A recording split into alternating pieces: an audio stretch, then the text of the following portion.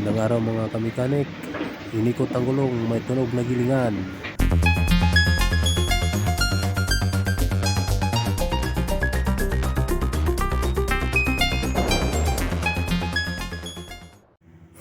Yan mga kamekanik, tanggalin natin yung gulong gamit yung socket wrench na 21mm. Yan, inikot-ikot ko yung tools natin na gamit. Yan, pati yung kamay ko mabilis na mag-ikot ng nut. Yan mga kamekanik. Yan, isa lang yung naiwan at pagkatapos ilagay ko yun sa may gilid at itanggal ko yung gulong.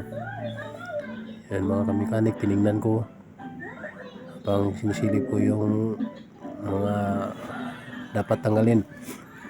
Yan, kumuha ko ng pangsikwat, inikot ko pa nga para masigurado kung ano talaga yung diferensya.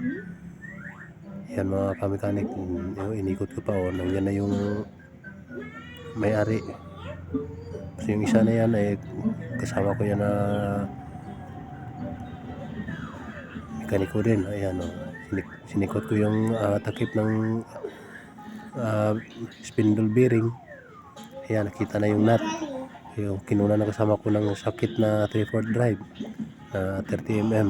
Ayan, tinanggal ko na mga kamekanik. Ayan, ang tigas pala. Ayan, binuhusan ko ng medyo may lakas. Ayan, naikot ko na rin at saka ayan, natanggal ko na mga kamekanik.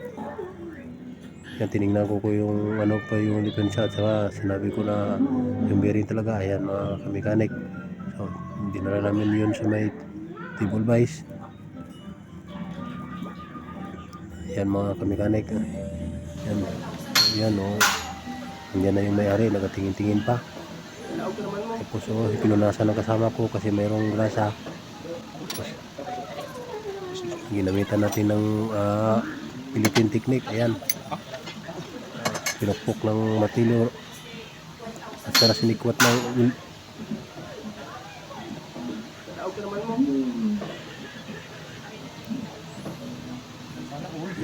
yan mga kamekanik. Ayan, pinukpok na ng Philippine style na pungkukpok. Ayan, natanggal na yung bearing mga kamekanik. Ayan, tapos pinunasan ulit para malinisan mo sa loob. Ayan mga kamekanik, pinunasan para matanggal yung mga grasa sa loob.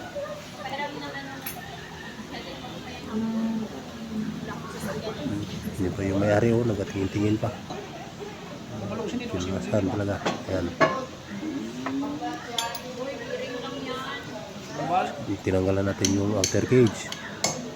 Ayan mga kamekanik. Ayan na, pinukpok ng medyo dahan-dahan at saka medyo malakas at saka tinignan ulit kasi nandaw na sa ilalim yung outer cage. Ayan mga kamekanik.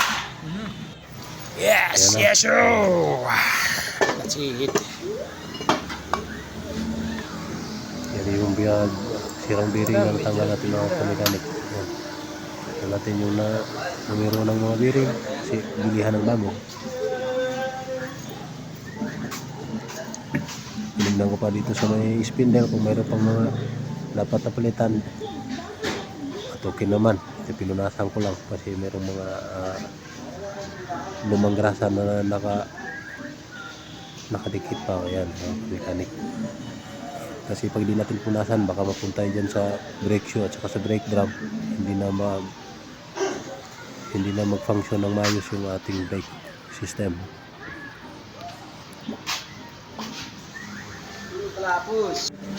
Yan, meron pang lower arm mga kamekanik, yung bushing niya pinalitan din namin para namin. O yung isa lower arm na ball joint tinanggalan namin. Ayan ang mga kamekanik, yung bago nating bearing ikabit na natin at saka ipalit natin dyan sa may hub. Ayan ang kamekanik, pinapukpok ng kamay na akala ko parang aso na. Ayan, meron tayong Philippine technique na ginagamit mga mechanic, yung pukpok. Yan, so yung lumang outer cage yun ang ginamit ko mga mechanic para yung bagong bearing natin hindi masira. Ayan kasi yung kamay natin bahala napukpukin mo yung bearing, wag lang yung kamay. Mga kamekanik, dinandahan ko lang kasi wag na din natin madaliin kasi mahirap pag madaliin natin, baka mas lalong masira at saka madamage yung mga parts nating inaayos. Ayan, sinisilip-silip. Ayan mga kamekanik. Ayan na.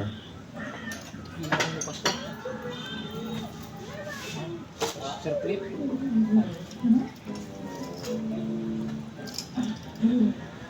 Okay na mga kamekanik.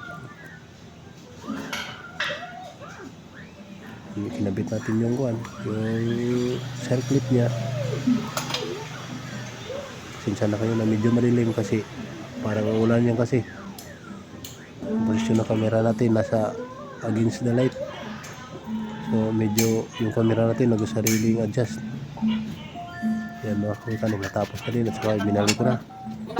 Kinabit ko, tinikot-ikot, nilagyan ng nut, binalik ko yung nut, tapos pinitingin na kasama ko yung ball joint na kinabit. Yan, nigpitan, pinunasan natin mga kamekanik. Yan, nigpitan din natin gamit yung tools pa rin na 3.5 na 30mm. Yan, inikot-ikot na parang manibila ng barko. Yan, pukpok na kamay. Yan, inikot na. Ayan, ibinalik yung takip ng nut at saka kumuha ko ng pangpukpok. Ayan, para mahigpitan ng konti para sa susunod meron na namang babalikan. Yun mga mechanic, kinabit ko na yung gulong, inikot ko na yung nut na nilagay ko. Yun, kinamay lang muna kasi at saka yung posisyon ng sasakyan na yan mga kamekanik, nasa itaas yan at saka inakyat ng topos na lifter namin ng mga kamekanik. Ayan, nigpitan ng konti para yung customer babalik sa susunod. Yan mga kamekanik, pero totoo lang hindi lang talaga kasi trabaho natin, ayusin talaga natin. Ay kamekanik, yan na naman yung lower arm, kinabit na namin ng kasama ko mga kamekanik. Ayan, kasi yung lower arm ball joint napalitan na namin. Ayan mga kamekanik, medyo nahihirapan kami konti kasi yung lower arm medyo mahirap talagang ipasok, kailangan ng medyo mahabang pasensya. Hinanapan ng medyo magandang posisyon. Ayan mga kamekanik, nilagyan ko na ng bolt at saka inikot ng konti. Ayan, sikot-sikot ng konti. Ayan mga kamekanik. Ayan, kasi para mapasok din yung isang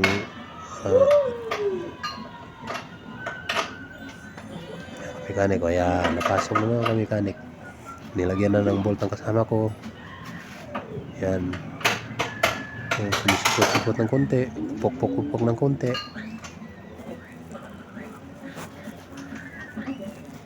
Yan mga kamekanik. Ayan na, pinasok na yung bolt at saka nilagyan ng nut sa itaas. Yun na mga kamekanik. Ayan, sinisilip-silip ko pa yung sa lower arm na ball joint at saka sinikot ko ng konti para mapasok sa butas kasi lagyan natin ng locking bolt. Ayan mga kamekanik. Ayan, pukpok para mapasok. Ayan, hinigpitan ko na yung isang bolt na sa lower arm nakakabit. Yun, higpitan niya din yung locking pin o locking bolt sa may ball joint. Pukpok ng konti. Yan, kasi medyo matigas kasi bago. Pinukpok niya ng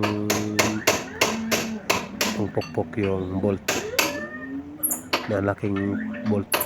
para mapasok doon sa may ball joint na maglalak sa ball joint mga kamekanik. Yan mga kamekanik, higpitan ko na yung nut at saka yan na malapit na matapos mga kamekanik. Higpitan ko na yung isang bolt din, tapos hinigpitan ng todo para iwas disgrasya mga kamekanik. Yan, kinabit na kasama ko yung bolt at saka yung gulong kinabit na kasama ko, pati yung nut ng gulong. Maraming salamat sa pagtingin. Bye bye.